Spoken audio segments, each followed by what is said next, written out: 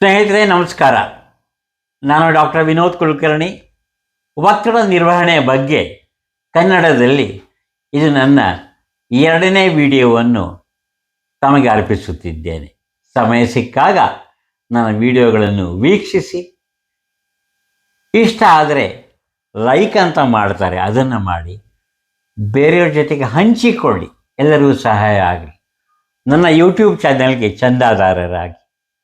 ನೆನಪಿಡಿ, ಇದು ಸಂಪೂರ್ಣ ಉಚಿತ. ಯಾವುದೇ ಇದಕ್ಕೆ ದುಡ್ಡು ಹಣ ಸಂದಾಯ ಮಾಡಬೇಕಾಗಿಲ್ಲ.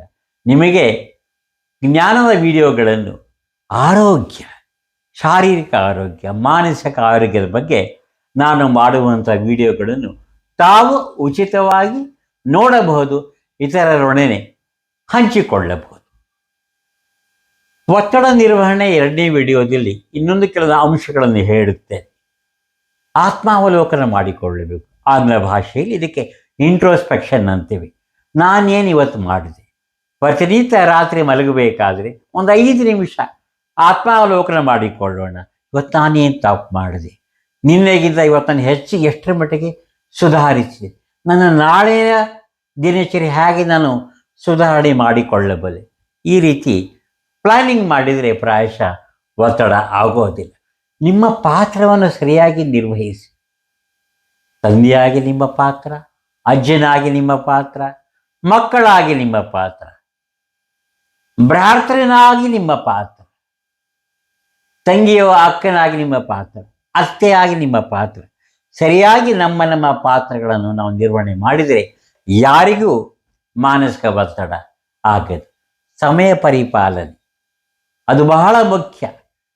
ಹಲವಾರು ಬಾರಿ ನಾನು ನೋಡಿದ್ದೇನೆ, ವೈದ್ಯರು, ತಾಂತ್ರಿಕರು ಯಾವತ್ತೂ ಗಾಬರಿ, ಏಜುಸ್ರು, ಓಡಾಟ. ಏನು ಕೇಳಿದ್ರೆ ಸಮಯ ಇಲ್ಲ ಸರ್, ಸಮಯ ಇಲ್ಲ ಸರ್, ಸಮಯ ಇಲ್ಲ ಸರ್, ಸಮಯ ಇಲ್ಲ. ಯಾಕೆ ಸಮಯ ಇಲ್ಲ ಅಂದರೆ ಇವರು ತಮ್ಮ ಮಿತಿಮೀರಿ ತಮ್ಮ ಟಾರ್ಗೆಟ್ ಗುರಿಯನ್ನು ಇಟ್ಕೊಳ್ತಾರೆ, ಹಾಗೂ ಸಮಯ ಪರಿಪಾಲನೆ ಮಾಡುವುದಿಲ್ಲ. ಪ್ರತಿಯೊಂದು ಕ್ಷಣ ಅಮೂಲ್ಯ ಸ್ನೇಹಿತರೆ. ಒಂದು ಕ್ಷಣ ಹೋಯ್ತೋ ನಮ್ಮ ಶಿಸ್ತುಬದ್ಧ ಜೀವನ ಪ್ರಾಯಶಃ ಅಲ್ಲಿ ಮೊಟಕುಗೊಂಡಂತೆ ಆದೀತು. ಒಳ್ಳೆಯ ವಿಚಾರ ಹಾಕ್ಕೊಂಡು, ಒಳ್ಳೆಯ ವಿಚಾರ ನಮ್ಮ ಮೆದುಳಿನಲ್ಲಿ ಯಾವತ್ತೂ ಇರಬೇಕು.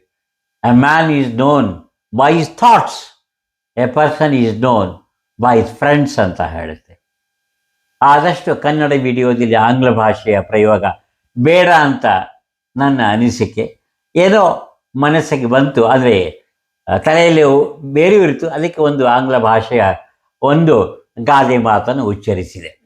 ಗುರಿ ಪಕ್ಕಾ ಇರಿ, ಮುಂದೆ ಗುರಿ ಹಿಂದೆ ಗುರು ಅಂತ ಹೇಳ್ತಾರೆ. ನಮ್ಮ ಗುರಿ ಪಕ್ಕಾ ಇತ್ತಂದರೆ, ನೇರವಾಗಿತ್ತಂದರೆ ನಮಗೆ ಯಾವ ಒತ್ತಡನೂ ಆಗೋದು. ಹಿಂದಿನ ಅನುಭವದಿಂದ ಪಾಠ ಕಲಿಬೇಕು. ನಿನ್ನೆ ತಪ್ಪು ಮಾಡಿದ್ನೋ ಅದರಿಂದ ಇವತ್ತು ಪಾಠ ಕಲಿಯುತ್ತೆ.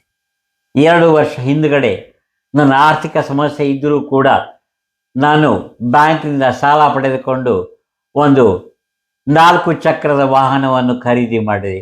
ಎಷ್ಟು ಒದ್ದಾಡಿದೆ ಸಾಲ ಮರುಪಾವತಿ ಮಾಡಲು, ಕಂತು ಕಟ್ಟಲು. ಅದರಿಂದ ಪಾಠ ಕಲಿತು ಇವತ್ತೇ ನಮ್ಮ ಆರ್ಥಿಕತೆಯನ್ನು ಸರಿಯಾಗಿ ನಮ್ಮ ಅಧೀನದಲ್ಲಿ ನಾವು ಇಟ್ಟುಕೊಂಡ್ರೆ ಯಾವ ಒತ್ತಡವೂ ಆಗಲಾರದು. ಸಮಸ್ಯೆ ಬಂದೇ ಬರ್ತವೆ, ಯಾರಿಗೆ ಸಮಸ್ಯೆ ಇರೋದಿಲ್ಲ. ಪ್ರತಿಯೊಂದು ಸಮಸ್ಯೆಗೆ ಪರಿಹಾರ ಇರ್ತದೆ.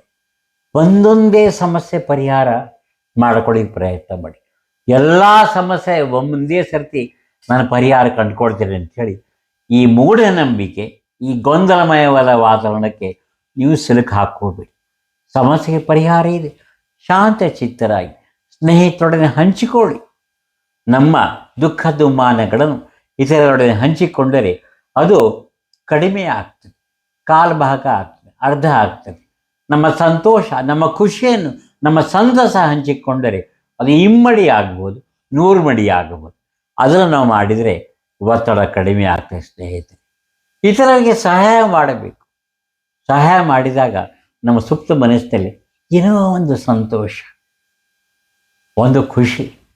ಪಾಪ ಆ ಹುಡುಗ ಅಸಹಾಯಕತೆಯಲ್ಲಿದ್ದ, ತೊಂದರೆ ಆಗಿದ್ದು, ನನಗೆ ಕೈಲಾದ ಮಟ್ಟಿಗೆ ಮಾಡಿದ್ದೀನಿ ಅಂದರೆ ಅದು ನನಗೆ ಒಂದು ಸಂತೋಷ ಕೊಡುತ್ತದೆ, ಖುಷಿ ಕೊಡುತ್ತದೆ. ನನ್ನ ಒತ್ತಡ ನಿರ್ವಹಣೆಗೆ ಅದು ಅತ್ಯಂತ ಸಹಾಯಕಾರಿ. ಸಹಾಯ ಪಡೆಯಬೇಕು, ಸಹಾಯ ಮಾಡಬೇಕು. ಇದು ಮನೋವೈದ್ಯನಾಗಿ ನನ್ನ ಅನಿಸಿಕೆ ಸ್ನೇಹಿತರೆ. ನಿಮಗೆ ಏನೇ ತೊಂದರೆ ಇದ್ದರೂ ಕೂಡ ಈ ಮಾರ್ಗದಲ್ಲಿ ನಿಮಗೆ ಪರಿಹಾರ ಸಿಗದಿದ್ದರೆ ನಿಮ್ಮ ಮನೋವೈದ್ಯರನ್ನು ಭೇಟಿ ಮಾಡಿ. ಅವರು ಆತ್ಮ ಸಮಾಲೋಚನೆ ಅಂತ ಮಾಡ್ತಾರೆ.